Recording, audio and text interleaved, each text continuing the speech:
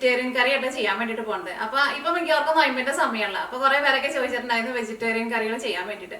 അപ്പൊ ഇന്ന് നമ്മൾ ഉണ്ടാക്കണത് ശരിക്കും ഒരു നാടൻ കറിയാണ്. കറി നമ്മുടെ ചോറിന്റെ കൂടെ കഴിക്കാൻ വേണ്ടിയിട്ട് നല്ല ടേസ്റ്റ് ആയിരിക്കും. അപ്പൊ കറിയിലേക്ക് നമുക്ക് മെയിൻ ആയിട്ട് വേണ്ടത് പച്ചപ്പപ്പായും വേണം, പിന്നെ ഏത്തക്കായും വേണം. പപ്പായ മരം ഇല്ലാത്ത നമ്മുടെ നാട്ടിലെ വീടുകളൊക്കെ വളരെ കുറവായിരിക്കുമല്ലോ. അപ്പൊ നിങ്ങൾ എല്ലാവരും ട്രൈ ചെയ്ത് നോക്കാം. ട്രൈ ചെയ്ത് നോക്കിയിട്ട് ഫീഡ്ബാക്ക് പറയാൻ വേണ്ടിയിട്ട് മറക്കരുത്.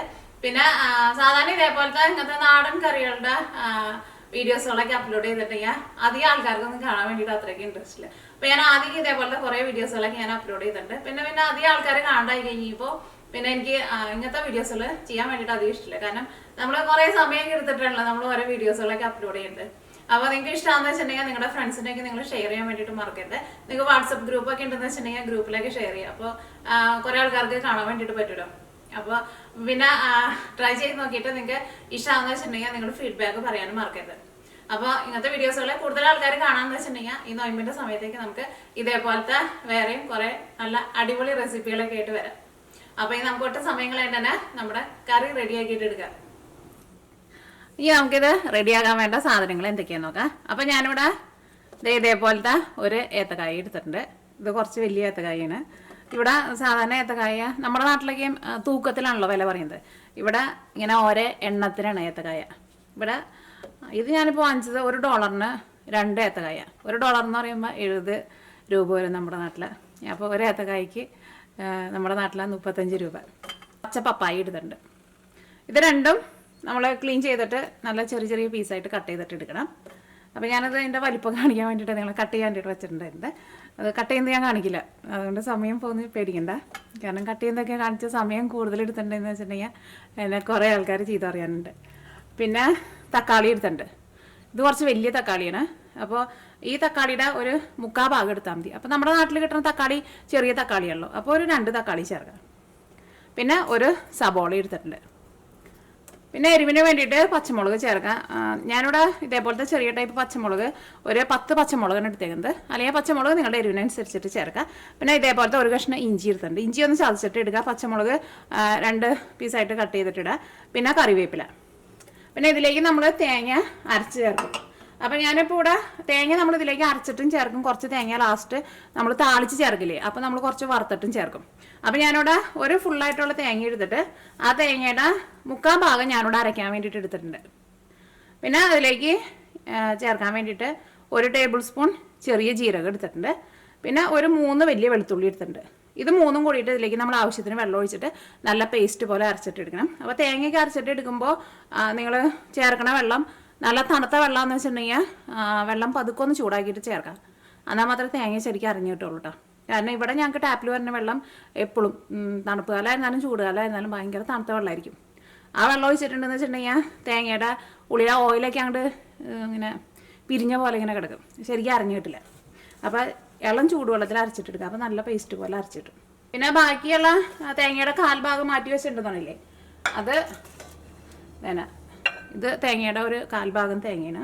തേങ്ങയൊക്കെ ഇപ്പോൾ ഇച്ചിരി കൂടിയാലും കുറഞ്ഞാലും ഒന്നും കുഴപ്പമില്ല കേട്ടോ. പക്ഷെ തേങ്ങയൊക്കെ അത്യാവശ്യം നന്നായിട്ട് ചേർക്കാം. അപ്പോഴായിരിക്കും നമ്മുടെ കറിക്ക് നല്ല ടേസ്റ്റ് ഉണ്ടാവുക. പിന്നെ താളിച്ച് ചേർക്കുമ്പോൾ നമ്മൾ സാധാരണ ചേർക്കണ പോലെ കടുക് എടുത്തിട്ടുണ്ട്. ഒരു 3/4 ടേബിൾ സ്പൂൺ കടുക് എടുത്തിട്ടുണ്ട്. പിന്നെ ഞാനിവിടെ സവോള നല്ല പൊടിയായിട്ട് കട്ട് ചെയ്തിട്ട് എടുത്തിട്ടുണ്ട്. സവോളയ്ക്ക് പകരം ചുവന്നുള്ളി ഉണ്ടെന്ന് വെച്ചിട്ടുണ്ടെങ്കിൽ ചുവന്നുള്ളി ചേർക്കുക. പിന്നെ കറിവേപ്പിലയും വേണം. പിന്നെ ഈ കറിയിലേക്ക് നമ്മൾ മസാലപ്പൊടികളായിട്ട് മല്ലിപ്പൊടി ചേർക്കണില്ല, മഞ്ഞൾപ്പൊടിയും ചേർക്കും, മുളക് പൊടിയും ചേർക്കും.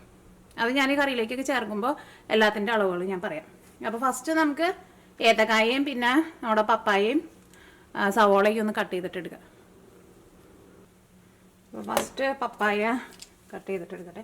പപ്പായൊക്കെ ആകുമ്പോൾ നമ്മുടെ നാട്ടിൽ എല്ലാവരുടെയും വീടുകളിൽ പപ്പായ മരം ഇല്ലാത്ത വീടുകൾ ഭയങ്കര കുറവായിരിക്കും. അപ്പോൾ നിങ്ങളിപ്പോൾ പപ്പായ എടുക്കുമ്പോൾ ചെറുതായിട്ട് മധുരം വീണാലും കുഴപ്പമില്ല കേട്ടോ. സാധാരണ നമ്മൾ നാട്ടിലേക്ക് പപ്പായ കൊണ്ടുവന്നിട്ട് കട്ട് ചെയ്ത് നോക്കുമ്പോൾ മിക്കപ്പോഴും ചെറുതായിട്ട് മധുരം വീണിട്ടുണ്ടാവും. ഒരുപാട് മധുരം വീണതല്ല, ചെറുതായിട്ട് കളർ മാറിയാലും കുഴപ്പമില്ല. ഇതേപോലെ തന്നെ പീലർ വെച്ചിട്ട് ഇങ്ങനെ പീൽ ചെയ്തിട്ട് എടുക്കാം. അപ്പോൾ നല്ല എളുപ്പമാണ്. കത്തിയൊക്കെ വെച്ചിട്ട് നമ്മൾ ഇതിൻ്റെ ഈ തൊലി കളയാൻ വേണ്ടിയിട്ട് നിന്നുണ്ടെങ്കിൽ കണ്ടമാനം സമയം എടുക്കും. പിന്നെ ഏത്തക്കായയുടെ തൊണ്ട് ഫുള്ളായിട്ട് കളയണില്ല, ജസ്റ്റ് ഇതേപോലെ ഒന്ന് ഞാനൊന്ന് പീൽ ചെയ്ത് കളയണുള്ളൂ.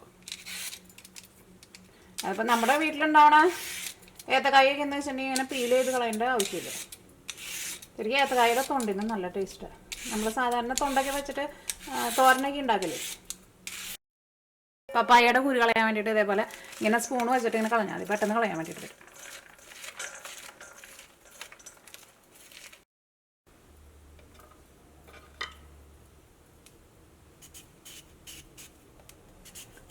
പപ്പായ കട്ട് ചെയ്യുമ്പോൾ ഭയങ്കര ചെറുതായിട്ട് നമ്മൾ തോരനൊക്കെ കട്ട് ചെയ്യില്ല, അതേപോലെ അങ്ങനെ ഭയങ്കര ചെറുതായിട്ട് കട്ട് ചെയ്യുന്നുണ്ട്. കാരണം ഇത് നമ്മൾ ചെറുതായിട്ടൊന്ന് കറിയിലിട്ടിട്ടൊന്ന് ഉടച്ചിട്ടെടുക്കും.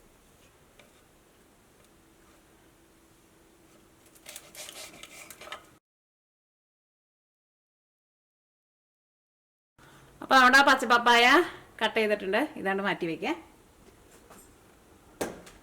ഇനി നമ്മുടെ ഏത്തക്കായ എടുക്കുക. ഏത്തക്കായ നമ്മൾ കട്ട് ചെയ്തിട്ട് വെള്ളത്തിലേക്ക് ഇടണം, അല്ലെങ്കിൽ കളർ മാറും.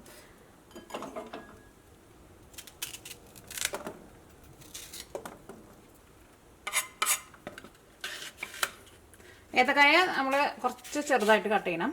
പപ്പായ കുറച്ച് വലുതായാലും കുഴപ്പമില്ല, കാരണം പപ്പായ ഒന്ന് വെന്ത് ഉടയുമല്ലോ, ഏത്തക്കായ അത്രയ്ക്ക് ഉടയില്ല.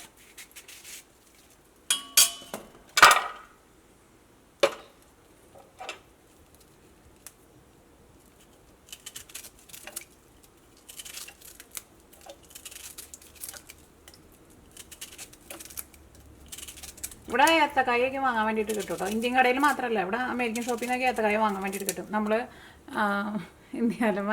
ഇന്ത്യക്കാർ മാത്രമല്ല കേട്ടോ ഏത്തക്കായ കഴിക്കുക, ഒരുവിധം എല്ലാ ആൾക്കാരും കഴിക്കും ഏത്തക്കായ. ഈ സ്പെയിനിലുള്ള ആൾക്കാർ, പിന്നെ ഒരുവിധം എല്ലാ ആൾക്കാരും കഴിക്കും. ഈ കറുത്ത ആൾക്കാരൊക്കെ വന്നിട്ട് കണ്ടമാനം വാങ്ങിച്ചുകൊണ്ടു ഒരു ഇത് വെച്ചിട്ട് എന്തൊക്കെയോ ഉണ്ടാക്കി കഴിക്കും.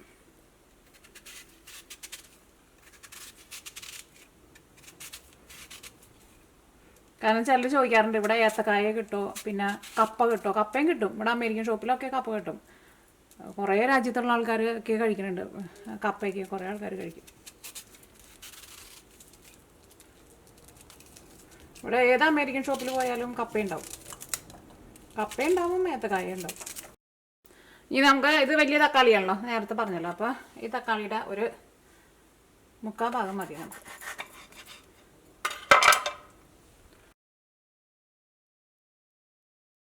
ഇനി നമുക്ക് തേങ്ങ അരച്ചെടുക്കാനുള്ളതുണ്ടല്ലോ, അതുകൊണ്ട് അരച്ചെടുത്തിട്ട് നമുക്ക് കറി റെഡിയാക്കാം.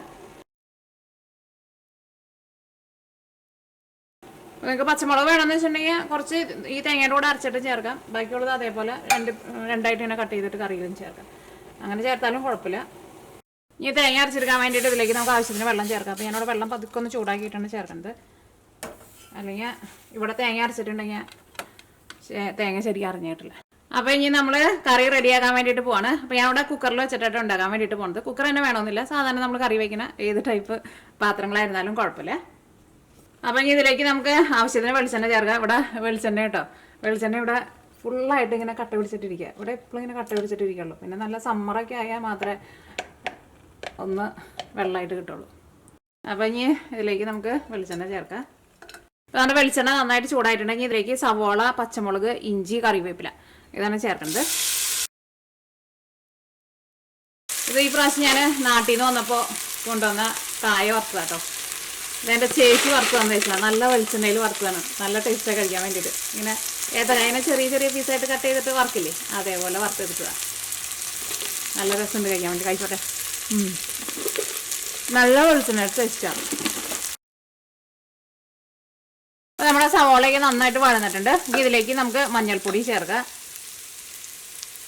ഇത് കറിയാണല്ലോ, അതുകൊണ്ട് തന്നെ നമുക്ക് മഞ്ഞൾപ്പൊടി കുറച്ച് കൂടുതൽ ചേർക്കാം. മഞ്ഞൾപ്പൊടി ഞാനിതിലേക്ക് നോക്കിയേ, ഇവിടെ ടേബിൾ സ്പൂണിൽ ഇതേപോലെ ഇങ്ങനെ നിറച്ചെടുത്തിട്ടുണ്ട്. 1 ടേബിൾ സ്പൂൺ മഞ്ഞൾപ്പൊടി എടുത്തിട്ടുണ്ട്. ഇനി മഞ്ഞൾപ്പൊടി ഇതിനകത്ത് കിടന്നിട്ട് നന്നായിട്ട് മുരിയട്ടെ.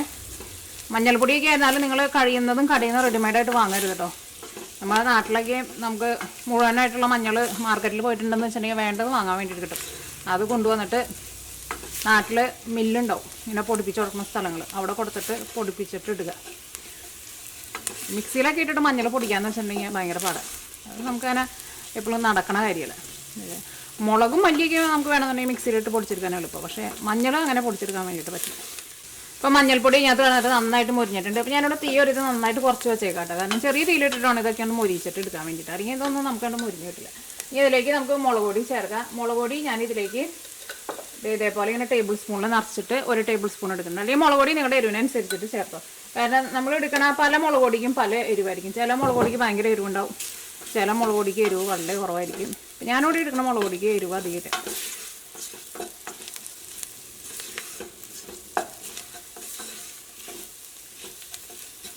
ഈ മുളക് പൊടിയും ഇനി അത് കിടന്നിട്ട് നന്നായിട്ട് മുരിയട്ടെ. ഈ മുളക് പൊടി ഞാൻ നാട്ടിൽ നിന്ന് പൊടിപ്പിച്ചുകൊണ്ടുണ്ട്.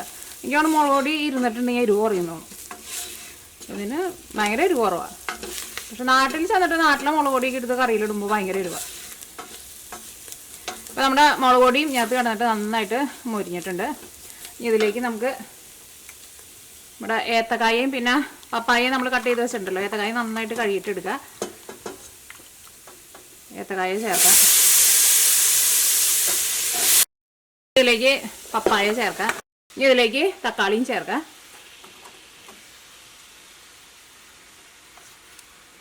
തക്കാളി അങ്ങനെ ഒരുപാട് ഇങ്ങനെ ചെറിയ പീസായിട്ട് അങ്ങനെ കട്ട് ചെയ്തിട്ട് ഇടണമെന്നില്ല കേട്ടോ. കാരണം തക്കാളിക്ക് ഇതിൻ്റെ കൂടെ കിടന്നിട്ട് അങ്ങോട്ട് വെന്തുടഞ്ഞു വരും.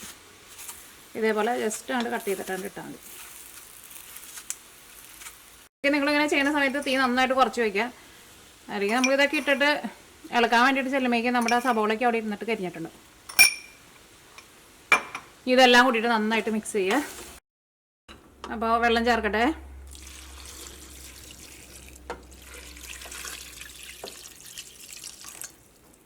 ഇതേപോലെ അതിനെ കഷ്ണത്തിൻ്റെ മുകളിൽ കുറച്ചിങ്ങനെ മുകളിലായിട്ട് നിൽക്കണം വെള്ളം. കാരണം നമുക്ക് കറിക്ക് കുറച്ച് ഇങ്ങനെ ചെറുതായിട്ടൊരു ചാറ് വേണമല്ലോ. ഇനി കഷ്ണങ്ങളൊക്കെ വെന്ത് കഴിഞ്ഞിട്ടാണ് നമുക്ക് ഇതിലേക്ക് തേങ്ങ അരച്ച് വെച്ചിട്ടില്ല അത് ചേർക്കാൻ വേണ്ടിയിട്ട്. അപ്പോൾ നമ്മൾ കഷ്ണങ്ങളൊക്കെ വെന്ത് കഴിഞ്ഞിട്ട് തേങ്ങ അരച്ചത് ചേർക്കാൻ പോണതിന് മുമ്പ് നമുക്ക് ഏകദേശം ഒരു കറിയുടെ വെള്ളത്തിൻ്റെ അളവൊക്കെ നമുക്ക് കാണുമ്പോൾ അറിയാൻ വേണ്ടിയിട്ട് പറ്റും. അപ്പോൾ നമുക്ക് വെള്ളം കുറവ് പോലെ, കറിക്ക് ചാറ് കുറവ് പോലെ തോന്നുന്നുണ്ടെന്ന് വെച്ചാൽ നമ്മൾ തേങ്ങ അരച്ചിട്ട് ചേർക്കില്ലേ, അപ്പോൾ അതിൻ്റെ ഒപ്പം കുറച്ചും കൂടി വെള്ളം ഒന്ന് ചേർത്താൽ മതി. ഇപ്പോൾ നമുക്ക് ഇത്രയ്ക്ക് വെള്ളം കൊണ്ട് ചേർക്കാം. അല്ലെങ്കിൽ നിങ്ങൾ സാധാരണ പാത്രത്തിലാണെന്ന് വെച്ചിട്ടുണ്ടെങ്കിൽ അടച്ച് വെച്ചിട്ട് കഷ്ണങ്ങൾ വേവണവരെ വേവിക്കുക. ഇത് ഒറ്റ വിസിൽ വന്നാൽ മതി. അപ്പോൾ കഷ്ണങ്ങൾ പെട്ടെന്ന് വെന്ത് കിട്ടും നമുക്ക്. കുക്കറിൻ്റെ ഉള്ളിൽ നിന്ന് ആവി മുഴുവനും പോയിട്ടുണ്ട്. ഇനി നമുക്ക് കുക്കറും തുറന്ന് നോക്കാം. ഈ പച്ചപ്പപ്പായ എന്നാലും വെന്തകൊണ്ട് ഉടഞ്ഞിട്ടില്ല കേട്ടോ. അപ്പോൾ നിങ്ങൾക്ക് വേണമെന്ന് വെച്ചിട്ടുണ്ടെങ്കിൽ ഇതേപോലെ ഒരു സ്പൂൺ വെച്ചിട്ട് കുറച്ചൊന്ന് ഉടച്ചിട്ട് ചേർക്കുക, കുറച്ചൊന്ന് ഉടയ്ക്കാണ്ട് ചേർക്കുക. ഒന്ന് പതുക്കെ ഒന്ന് ഉടച്ച് കഴിഞ്ഞിട്ട് ഇതിലേക്ക് നമുക്ക് അരച്ച് വെച്ചേക്കണം തേങ്ങ ചേർക്കാം. ഇതിലേക്ക് തേങ്ങ അരച്ചത് ചേർക്കാണ്. തേങ്ങ നല്ല പേസ്റ്റ് പോലെ അരച്ചിട്ട് എടുക്കണം. നിങ്ങൾ തേങ്ങ അരച്ചിട്ട് എടുക്കുമ്പോൾ എപ്പോഴും ശ്രദ്ധിക്കുക, ഒരുപാട് വെള്ളം ഒഴിച്ചിട്ടുണ്ടെന്ന് വെച്ചിട്ടുണ്ടെങ്കിൽ തേങ്ങ നമുക്ക് അരഞ്ഞു കിട്ടില്ല കേട്ടോ. നമുക്ക് തേങ്ങാപ്പാൽ എടുക്കാൻ വേണ്ടിയിട്ട് തേങ്ങ മിക്സിയിലിട്ടിട്ട് കറക്കിയിട്ട് എടുക്കില്ല, അതേപോലെ വരും.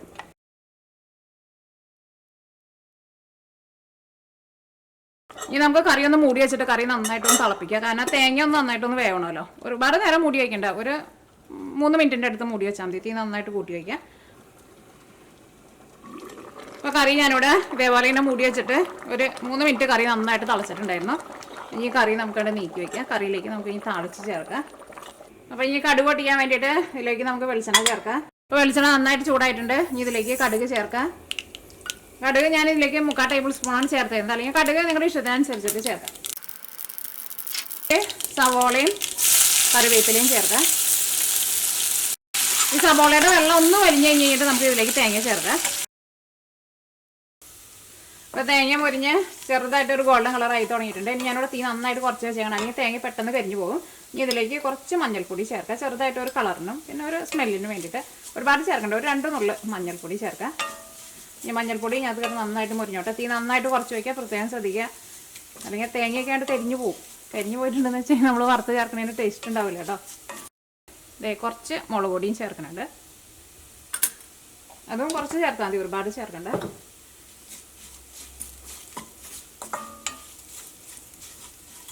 അപ്പോൾ ഞാനിവിടെ ലോ ഫ്ലെയിമിലാണ് വെച്ചേക്കുന്നത്. തേങ്ങയോട് മുരിഞ്ഞ് വന്നു കഴിയുമ്പോൾ നല്ല മണം വരുന്നുണ്ട്. നന്നായിട്ട് മൊരിച്ചിട്ട് എടുക്കണം, പക്ഷേ കരിഞ്ഞു പോരുത്. മുരിഞ്ഞാലായിരിക്കും അതിൻ്റെ ടേസ്റ്റ് ഉണ്ടാവും. അല്ലെങ്കിൽ നമ്മളിപ്പോൾ കറിയിലേക്കാണ്ട് ചേർത്ത് കഴിയുമ്പോൾ തന്നെ തേങ്ങയോട് തണുത്ത് പോകും. അപ്പോൾ നമ്മൾ വിചാരിക്കുന്ന ടേസ്റ്റ് കിട്ടില്ല. ചൂടോട് കൂടിയിട്ട് നമ്മുടെ കറിയിലേക്ക് ചേർക്കാം. അത് കറിയിലേക്ക് ചേർക്കട്ടെ.